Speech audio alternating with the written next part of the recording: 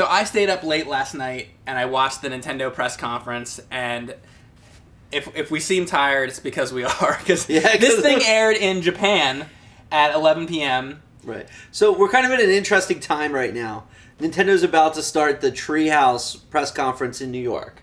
So we're like 15 minutes before that starts. So you're getting our opinions as of the time between the Tokyo press conference and the New York one hasn't happened yet, the New York just so you one. guys know. So if they announce something big, this is, about the thing last night. Exactly. So I want to get some things off right off the bat, because this is what people want to know if they're hearing about it for the first time from us. The price is $299. A lot of people were expecting that it was going to be like $250. Some people are upset that it's a little more expensive than they were anticipating, but the price is $299. Release date is March 3rd, 2017. And I want to get a couple other things right off the bat, because I want to not make the mistake that the press conference did last night. They took an hour to get to things. I just want, let's go. Here's what's going on, Here's guys. what's going on. Here it is. The accessories. There's Joy-Con controllers. That's the name of the controllers. For the Wii, it was called the Wiimote. These are called the Joy-Con controllers. They're very tiny, and they're expensive if you want extra ones. The system comes with them, but if you want any additional ones, like if you want to play with your friends or something, it's going to be $79.99 for additional controllers.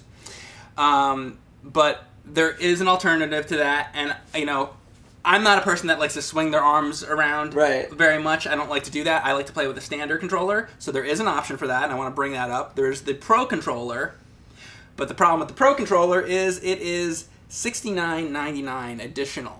Yeah, and you know why these controllers are so expensive? Because they're like a NASA research rig. They have like 1 million sensors on them and batteries and look, when game controllers went from being like $20 to like $50, me, at that time, it was like 2006, I was just out of college. That was a lot of money. Yeah. It was a lot of money to buy a controller for $50 or $60. Well, this is a lot of money. Joy-Con controllers, $80. Now we're going 80 to 80. Which means 80 and 70. Which means in 5 years your controller's gonna be like $1,000 at the rate that things are going. I get why it costs what it costs, but nobody's gonna want to do that. Yeah. A third of the system cost is a controller. But I do want to talk about what's cool about the Joy-Con controllers. Right. I don't want to be all negative here. So basically, what they showed in the presentation was a little bit abstract. They showed a glass, and then they showed an ice cube in a glass, and they're basically like, the controller is pretty much like that. And then they take the Joy-Con controller, and they shake it around and show you that it seemed like there was an ice cube in a glass. A better example of that, and we were talking about this, is like if you were playing The Legend of Zelda, perhaps, maybe Link blocks, the Octorok shoots a rock at Link, and he blocks the rock with his shield or something. If you're holding the controller, maybe it feels like that, and I think that that's going to be pretty awesome that's what it does. This is like an advanced form of what you're seeing in the Apple products with the taptic interface, where a current Apple MacBook doesn't have the touch. It doesn't have a button on the touchscreen, but the touchscreen vibrates where you pushed it, so it feels like you're pushing a button that doesn't exist. Right. It's the same thing for the iPhone. The best example is if you have an iPhone 7 and you take it right now and you go to the alarm app where you're flipping through to set when you're going to wake up. Sure. It vibrates differently whether you're going up or down through the sliders,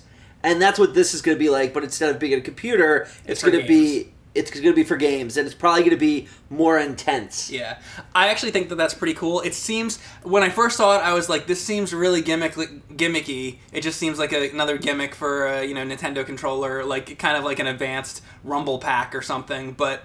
It seems like it's probably going to be pretty cool. I'm actually kind of excited about that. The beginning of the presentation started talking about some of their new IPs that they're going to bring to the Nintendo Switch. And the first one they showed was 1-2 Switch. And the idea of that game was this is a game that you could play with friends with the Joy-Cons without looking at the screen. Yeah. So it's going to use that Rumble interface to create games that are based on touch and on competition rather than based on, seeing what's on the screen and reacting to that.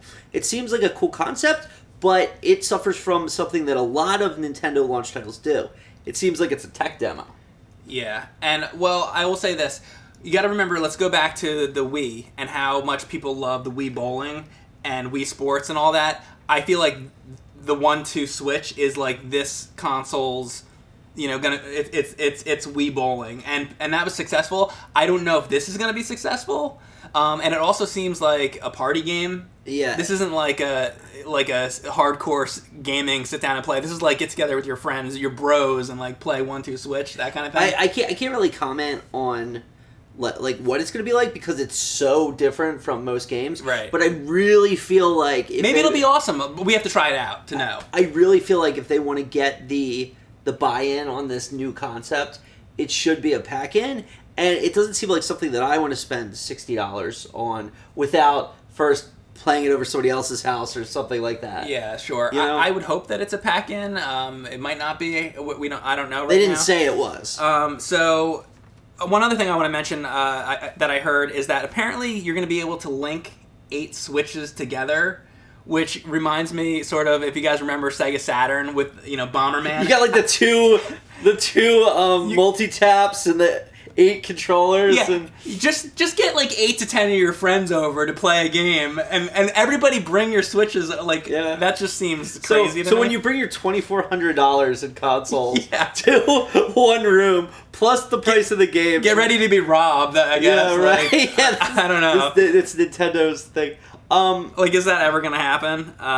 But they did. I mean, so they really tried to focus. The presentation, they should have showed us more games, but they really tried to focus on that the Nintendo Switch allows you to have multiple forms of play.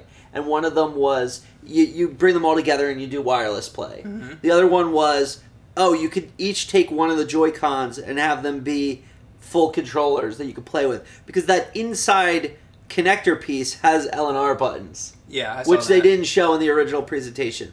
And the last thing they showed was the fact that they're going to launch an online service that allows for friend lists, matchmaking, scheduling games, which I thought was, okay, we're going to schedule a game. I think that they needed to show that interface. They needed to do a lot more. Maybe that's going to come out in the press conference that starts in 6 minutes.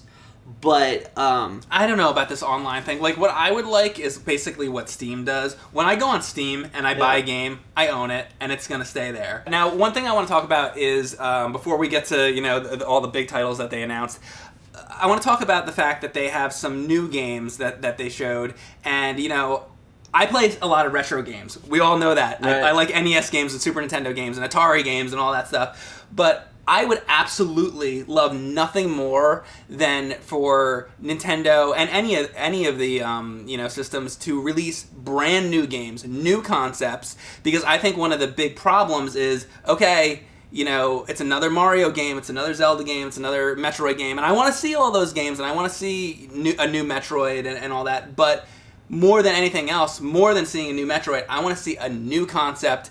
But the problem is that the new concepts that they've been showing lately have been underwhelming. Like, for example, today they showed a game called ARMS. It looks okay. Like, I might play it, but I'm not blown away by it. Like this? Are you going to play it like this? Yeah. All day? For hours? Yeah, you have the things and you're shaking the things around, and it looks like... It didn't look bad. Like, I would play it, but it didn't excite me. It's not like the first time I saw Super Metroid and my mind was blown. So... Nintendo decided, hey, we're going to come out with a new IP, and they came out with Splatoon. And Splatoon, a lot of people liked it. It was cool. But it was it was a small concept, but there was some meat to it. Sure. With ARMS, I feel like we're getting like a glorified minigame. The character design looks pretty cool. It seems a little like a Wii game with slightly better graphics. Yeah. It's kind of... I mean, it could be cool. There is the concept that this thing could be cool, but to me, I'm not seeing a $60 experience. And, I saw other people saying, if they're going to do a boxing thing... Sure, they're trying to make a new game, but why not just relate it somehow to Punch-Out? Because maybe it would sell better. Yeah, but see, the thing is, like Punch-Out is like a puzzle game. True. It's like maybe the gameplay's so different. Reactionary puzzle game, and I would love to see a new Punch-Out that respected the awesome reactionary puzzle game to this. This game feels like, yeah, exactly. It feels like it could be part of 1-2 Switch as like one of the mini games, like a part of something else. Yeah, or, I don't know. It wasn't the game that excited me as far as like, wow, Nintendo's got a new game. I was like, okay, it's all right. Yeah. You know. And then what after they talked about ARMS and like it may be good, it may be bad, they jumped into Splatoon 2. Oh God. Okay, so I gotta. We're big fans of this game. Yeah. So I gotta talk about this. Actually, I don't have a problem with Splatoon. Yeah. I enjoy Splatoon. Yeah. I have fun with it. It's not. Is it my favorite game ever? Is it as great as Zelda and Metroid were back in the day? No, but Splatoon's pretty fun. So here's the thing, though. The presentation itself, and I know it doesn't really matter because presentations come and go, and it's really about the games, but, like, they have a guy come out on stage, and he's, like, the Splatoon... I'm here from Splatoon Labs to talk to you about the game! I am the squid scientist! I am the squid master! It was the lamest thing I have... It was so bad. It was like, you ever have your, like, dad or your mom try to act like they're cool, but it's like, come on, Dad, what are you trying to do? I think you could distill the presentation down to this. We're giving you Splatoon again with dual wielding, new power-ups, and maybe the online service is alright. That is all I got from that presentation. Oh yeah, and there's a graphical refresh. Yeah. That's how I felt about it. And also, talking about like refreshing things, they showed a clip of Mario Kart 8. Yeah. Mario Kart 8, the game that we've already all played, but it's they're calling it Mario Kart 8 Deluxe. So it's deluxe. It's an updated version of Mario Kart 8. How about just Mario Kart 9? Yeah, it's not like these Mario Kart games are like the freaking pinnacle of innovation, right? Like, you're telling me you can't just have some guy design some new tracks, make some tracks, like make it work with the new controllers. Oh boy, like Mario Kart 8 Deluxe. Come on. Yeah, that's Please. Not good. So they showed a montage during this where they showed a bunch of different games, and there was long parts of the presentation where Reggie's going on and on talking about stuff, and they had a skit with like Miyamoto and different things that just like you're sitting there and you're like, when can they just talk about the games? Finally, they show a bunch of games, and it's a montage, and it's quick flash frames. They showed something that looked like an F-Zero type of thing, a flash frame for like 1 second, and you're like, oh, is that F-Zero? Oh, God, it's gone. And then they showed a bunch of other games. In there was Tetris. Yeah. So there's a official Tetris product. It's Puyo Puyo versus Tetris. And it's a party game. It looks like you have up to 4 people. But the key mechanic is you're playing Tetris, and then some game event happens, and it switches to Puyo. And then you're playing Puyo, and it switches back to Tetris. And as a fan of both those games, if you like Dr. Robotnik's Mean Bean Machine or any of the other Puyo games, it seems pretty cool. If you like Tetris, which, if you're watching this, you like Tetris. It's, like that was like the title I was most excited about. but that's a problem. Well, other than like Zelda. Other than like Zelda. But like that's a problem. Like I love Tetris too, and I'm excited about it. Like I'd play that, but like we're talking about Tetris, and what was the Bomberman thing? Yeah, they're like, oh, we're doing Bomberman again. Cool. They're like, we got Tetris and Bomberman. I got Tetris and Bomberman right over there. Konami's like, we love making pachinko machines more than anything else.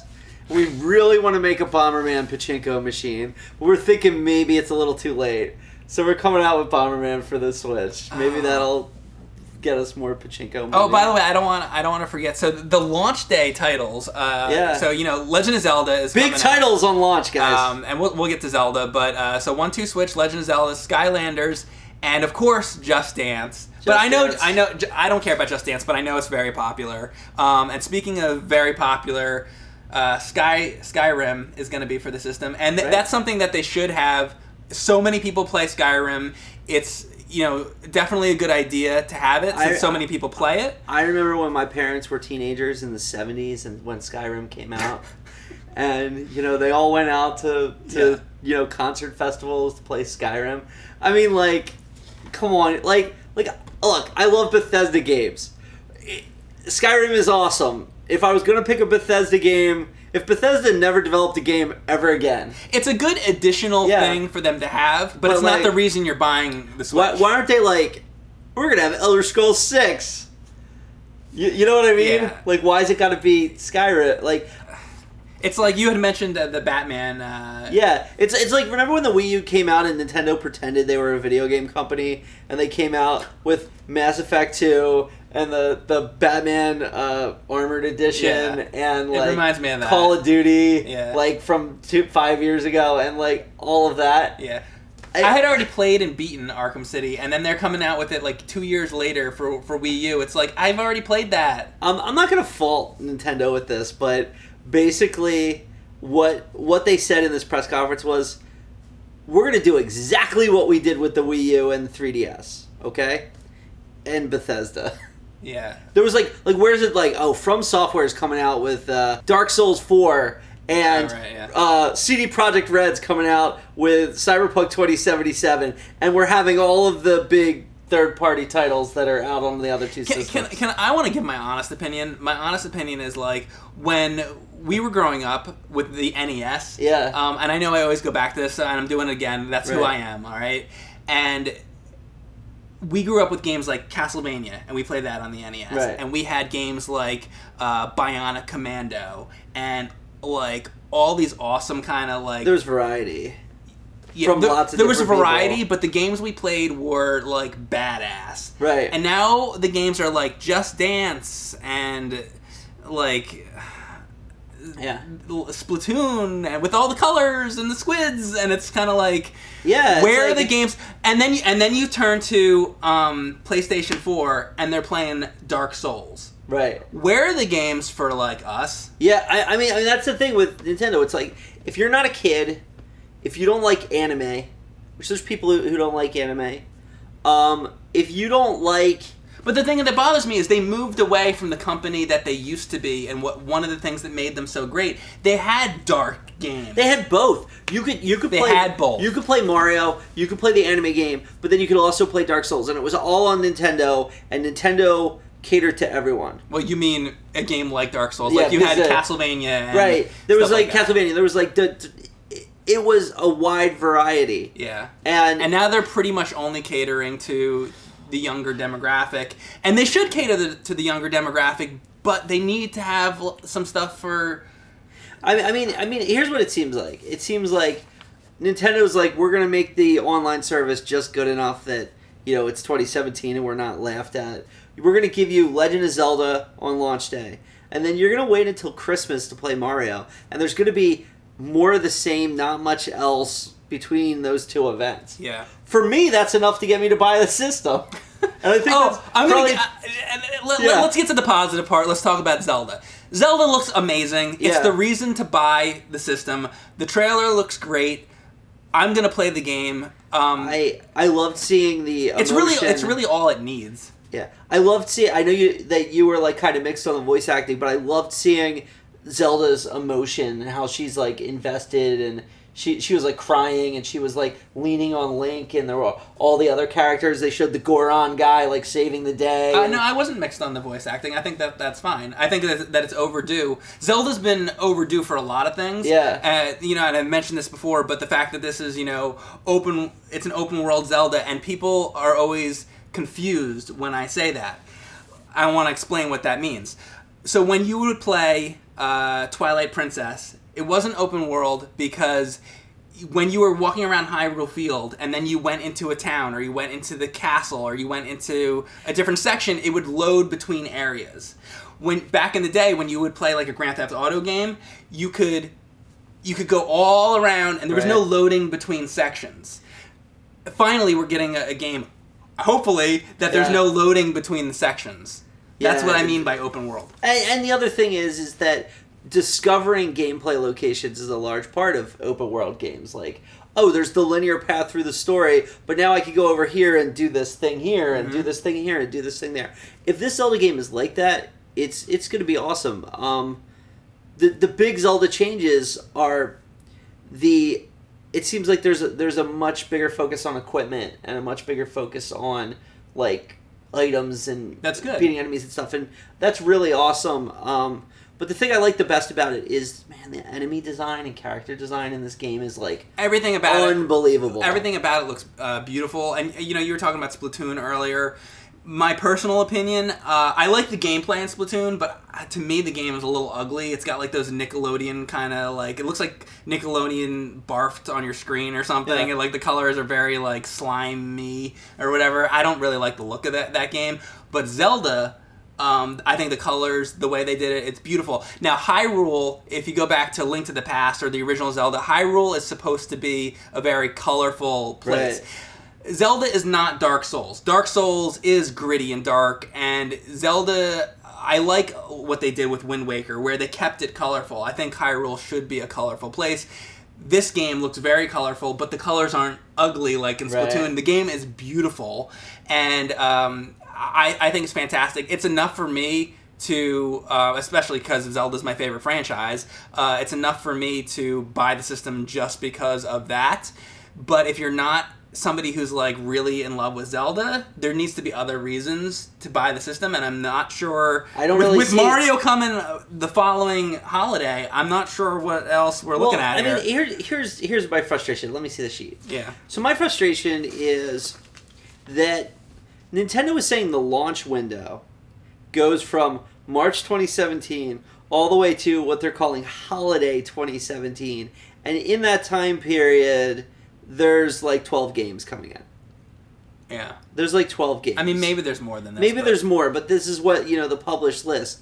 So you're going to get the system day one, you're going to get Legend of Zelda Breath of the Wild. That's awesome.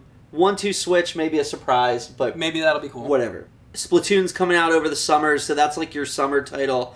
But really, it's Zelda in the spring, Splatoon in the summer, Mario for the holidays. Yeah, and well, there's Mario Kart 8, but I'm not very excited about that because it's just an updated Mario Kart. For me, I'm wondering where is a new F-Zero game? Where is a new Metroid game? Now, for me, for this thing to be successful for me, Zelda, great, day one, that's the best thing that they've done. We've talked about that. But if this maybe in the summer had Metroid in the summer... Right.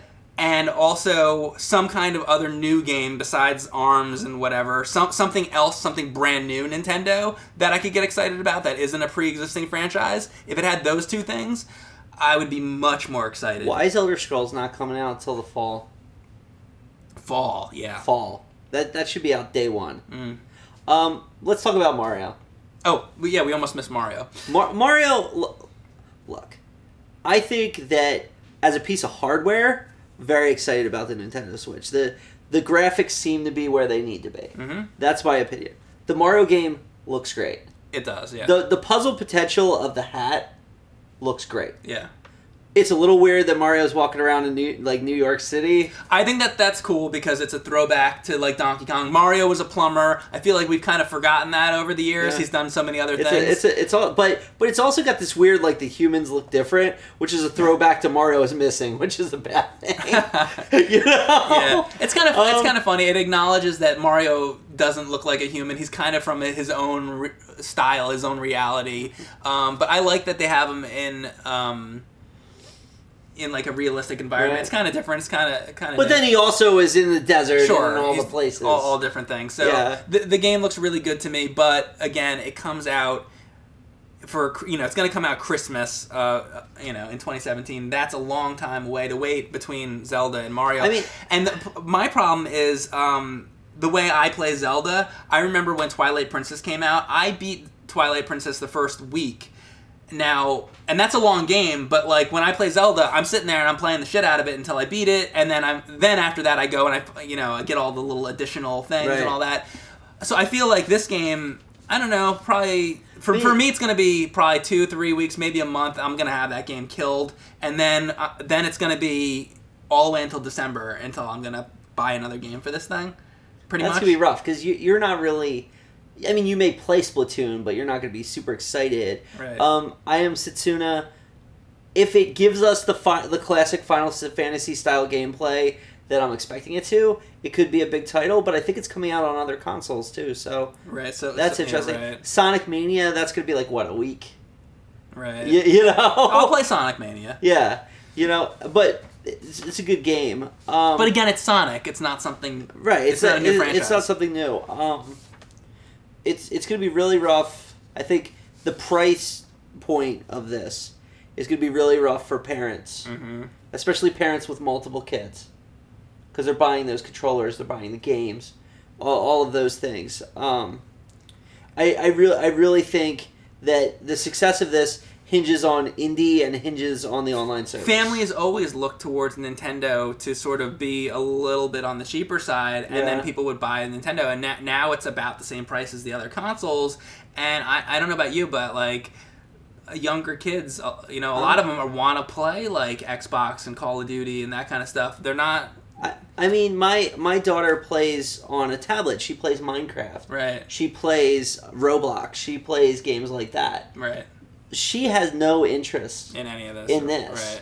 And it's like they need to get Minecraft out on this thing. But and here's the other thing about this. Yeah. So you're gonna have this console. It's about this big, and then you got, you'll be playing it like this, and the thing has, a battery life of 2 to 6 hours. Apparently, who knows what that means? Maybe the loading screen is. That's what I was saying. Yeah, is going to take up the battery life for 6 hours. for 6 hours. But if you play Zelda, it's going to be gone in 2 hours. Isn't it a lot to carry around? Like I personally got the controllers in the game. I personally like for a lot of games, I'm going to want to use the Pro controller. So now I'm going to have this system. I'm going to have a Pro controller, and then you're going to have games with it.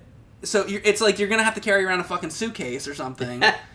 Wait, so are they going to... So you can plug one of those, those like portable batteries? Oh, exactly. So that's exactly where I was so going. You got that going on, so too? Then you have that. So you have the fucking Pro controller, you have the system, and then you got this battery attachment. And this is just as bad as like fucking Keith Apicary walking around with the fucking... all the systems like Velcro to him. Yeah. It's ridiculous. You're really going to do this? And the advertisement that they show is like...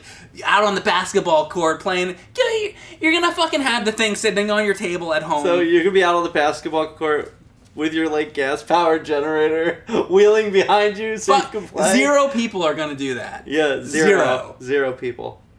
I'm gonna go to the basketball court and I'm gonna play Lego City Undercover. You're gonna get your ass kicked. You go to the basketball court with Lego City Undercover. You're gonna get your ass kicked, and your thing stolen. Yeah. Or let's talk about the launch day title. How about Just Dance? I'm gonna go to the. We're gonna be out there. Han Solo. Yeah. Yeah, right. Yeah. I think those Joy controllers. Whatever the fuck they're even called. Joy-Cons? The Joy-Con. I think they're actually seem like they're. Are you gonna share the joy? Share the joy. They seem like they're gonna be cool. Despite all this criticism, I pre-ordered 2 of them. I just want to lay that out there. Yeah, we're both buying the thing, right? so I guess it can't be bad, right? Yeah, right. It's like. And Zelda looks awesome. Yeah. So there you go. It looks good. That's what you saw. Yeah. All right, guys. Enjoy.